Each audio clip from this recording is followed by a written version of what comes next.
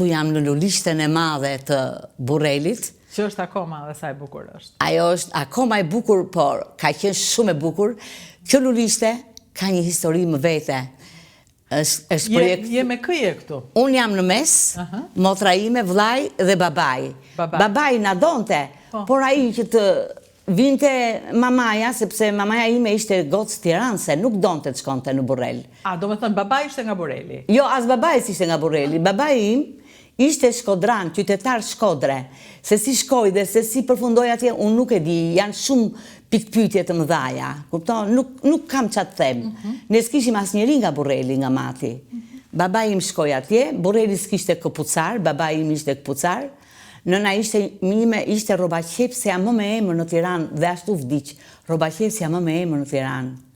Tek medreseja Fatimja, nuk e di tash nëse e keni dëgjuar. Por mamaja ime zbriti në Burrel fillimisht dhe pa Burrelin dhe nuk mund të qëndronte, nuk donte të rinte më aty, nuk donte. Po dhe babai njeri i mirë ishte, po e kishte pak qef atë pijen, kupto? Dhe mamaja nuk pranoi të kthehesh, përfundimisht. Atëherë një ditë, duke ndetur unë para portës në ndajës, së bashku me këtë vëllain e vogël, se kisha dhe një vëlla më të madh, po ai ishte me maman, nuk ishte me ne, se ishim 4 fëmijë. Edhe babai vjen, se vite gjithmonë bënte gjyqje se donte ta merrte maman. Unë s'kam grua për të ndarë, thoshte, po shkonte mamaja. Edhe ky na shep para portës dhe thotë, do vini me babën? Ne fëmijë të vegjël, sa isha unë, 6 vjeç e gjys, 7 vjeç, po i tham ne do vim, se s'dishim gjë.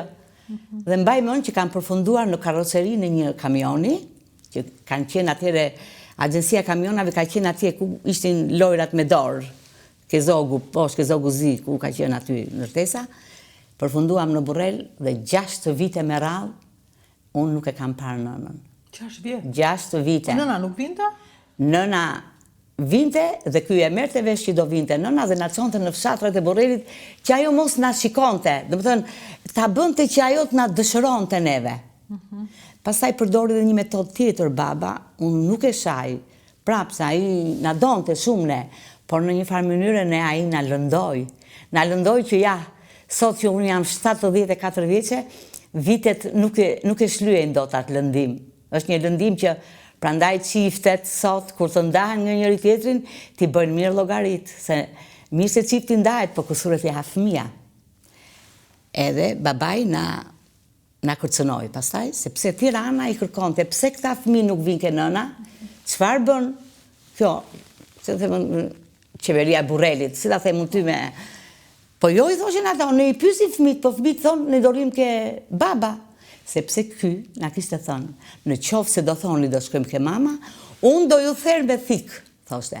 Do ne ishin fëmijë të vegjël, a? Do të thënë, ju të treve, ty, vllajt dhe motrës vogël? Motra vogël ka ardhur më vonë. Më vonë. E ka rrëmbyer ky, më vonë, po e mori mamaja, sepse s'kishte drejt të pyeteshe motra e vogël.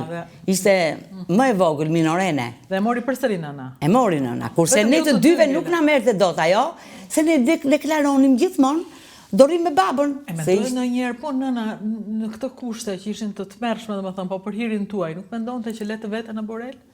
Jo, ajo s'kishte faje shkreta, nuk mund të, sepse unë shikoja babain që e kthente gotën e rakis. Mamaja ime nuk mund të jetonte në ato kushte. Mjaft e kishte duruar dhe ajo s'kishte faje. Edhe ajo kishte të drejtën e saj. Sot jam grua, nën, gjyshe dhe i mendoj që ajo ka patur të drejtë.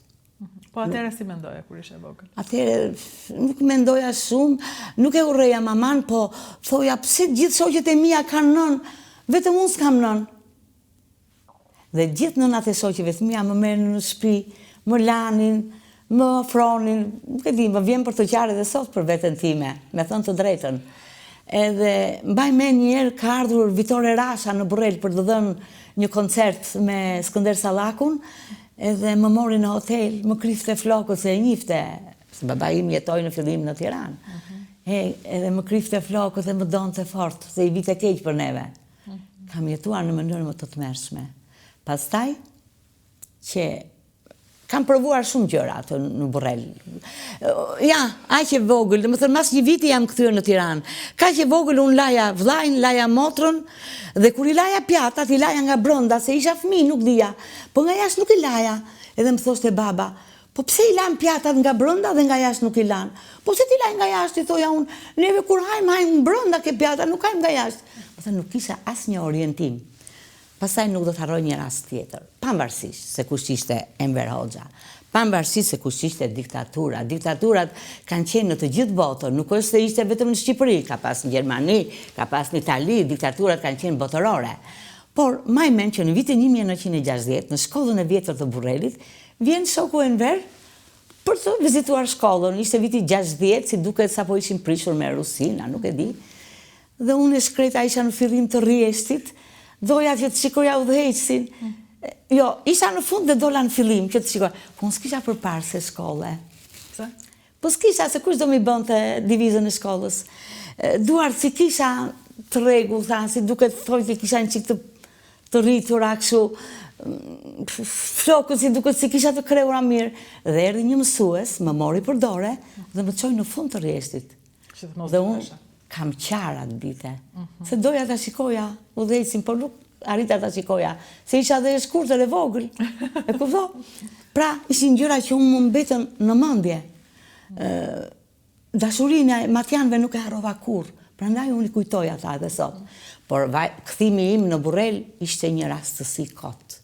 Kthimi im dhe i vllajt tim, se motra kishte shkuar ke mamaja, po neve jo, ne vazhdonim ke babai. Do me thënë, ju vazhdonin me frikën që po të flisnit në gjyq, nëse në... Ishte tiposur që ne nënën nuk do ta përmendshim kurr. Ai nuk i lëshonte të dyve. Ju keq trajtonte? Jo, nuk na keq trajtonte, po maj me njerë ka ardhur nëna në Burrel, edhe ne nuk e kishim takuar nënën, se si duket ajo shkreta s'kishte arrit me na taku, dhe ne ishim shtin krevat po flinim. Ky vjen me një shokun e vet, më zgjon nga gjumi mua. E keni takuar momën sot juve? Unë për gjumës, po jo, thash, nuk e kemi parë mamën neve. E keni parë, fol të drejtën, e keni takuar. Pra, ishim në tutelën e kërcënimit, kupto?